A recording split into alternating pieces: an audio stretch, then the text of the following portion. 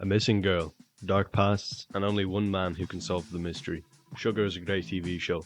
I could talk about many things as to why, the great cinematography, acting, or writing, but no. Today all I want to talk about, it's what stood out the most to me, the edit of it all. Editing is like the drums of film. The guitar, the bass, the vocals can all be great, but if the drums are out of time, it will all fall apart very fast. Before I break down how bad editing is actually good, here are some important elements of a good or normal edit and how they should operate. Firstly, finding the right pacing. If it's too fast, it can become kind of disorienting, or the show will just pass you by, making it forgettable. If it's too slow, it can become pretty boring very fast. I know we're all film connoisseurs here, who love watching 4-hour long Scorsese films, but let's be honest, when we put on a TV show, most of the time, it's just to relax and enjoy a compelling story. And almost always, this compelling story will find itself between a fast pacing and a slow pacing, a great middle ground. A good edit should also follow some rules to look professional, or make linear sense, like knowing when to cut to or away from a shot. Jarring editing can completely throw the viewer out of the scene. Here's probably the most famous example of this. Hi. Can I help you? Yeah, can I have a dozen red roses, please? Oh, hi, Johnny. I didn't know it was you. Here you go. That's me. How much is it? It'll be $18. Here you go. Keep the change. Hi, doggy. You're my favorite customer. Thanks a lot. Bye. Bye-bye. The scene feels wrong. The jarring cuts as well as poor pacing makes it feel that way. Now don't get me wrong, jarring cuts aren't always bad. Like this scene from Jean-Luc Godard's Breathless. Allez, quoi, je reste avec toi. De toute façon, j'ai mal à la tête. On sera pas ensemble, mais je voudrais rester à côté de toi. Non, ce n'est pas ça, Michel.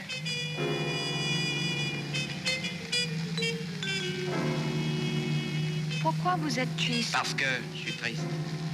C'est idiot. It helps tell the story, it helps move the pace along, it works really well. And Sugar actually takes influences from films like Breathless, especially in the editing. So to begin breaking down how bad editing can actually be quite good, is the scene that solidified to me the editing of Fernando Stutz is masterful. I couldn't actually find this scene that I'm talking about anywhere available for download, but you can find it in the first episode when Sugar goes into a bar and he meets Holly from The Office. What stood out to me in this scene was the way he edited dialogue. So say normally you didn't like the way the pacing was feeling, you wanted the character to say something faster, you would have to cut away from them talking to make it feel smooth, not jump between an edit, not jump between lines of dialogue. It looks odd, but they do that intentionally here, and it works so well. It makes me feel like I'm in the scene. It feels like a snapshot of a real life conversation, and that's a hard thing to do, capture a feeling. It's commonplace to create feelings in movies, that's pretty much the whole point of them, but to capture real world feelings is really hard. Probably the best example of a director who captures this almost all the time is Richard Linklater. That's why I love his work so much. Now editing like this is risky because it often looks unprofessional, it looks amateur, and probably most importantly, it can really take the audience out of a scene. Why can it do that? Because it reminds you that there's an editor. It reminds you of one thing and one thing only. What you're watching isn't real. And this, by the way, is just another way that you can make your films better sometimes. Because guess what? Reminding your audience that you're watching something that isn't real is actually a very effective filmmaking technique called breaking the fourth wall. I think this technique is best done in a film I can't talk about. So someone has to be there to switch the projectors at the exact moment that one reel ends and the next one begins. If you look for it, you can see these little dots come into the upper right-hand corner of the screen. In the industry, we call them cigarette burns. Or more famously, in Ferris Bueller's Day Off. But to get back on track, most of the time, cutting like this or drawing attention to the fact that what you're watching isn't real is just bad. It feels wrong.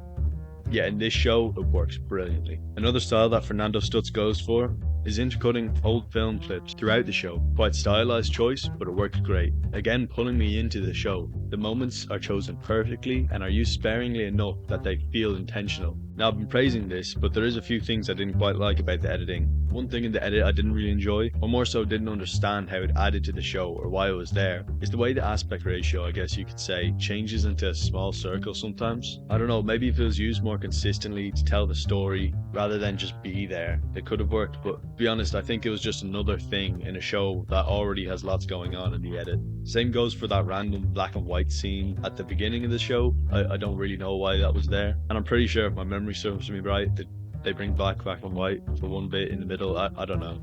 If any of you guys know why they put these things in, or what they were meant to represent, or how it would advance the story, please let me know in the comments. But anyways, overall, this show's editing really impressed me. Everything is technically wrong, but it works so well. So this just goes to show, if you're an artist, break the rules. But please do me a favor and break the rules with intention, or else you're at risk of becoming an insufferable, artsy-fartsy, fluff work kind of artist that just puts random things in the film and makes it all surreal without knowing why it's surreal. Sorry, I'm rambling now, but that really annoys me. Fluff work to me is just worse than making generic films, you know. But anyways, the main lesson of this video is just really explore your art form, learn why things work, why things don't work, and how you can break the rules to make things even better. So anyways, thanks for watching the video, and if you enjoyed it, consider liking and subscribing for more stuff like this.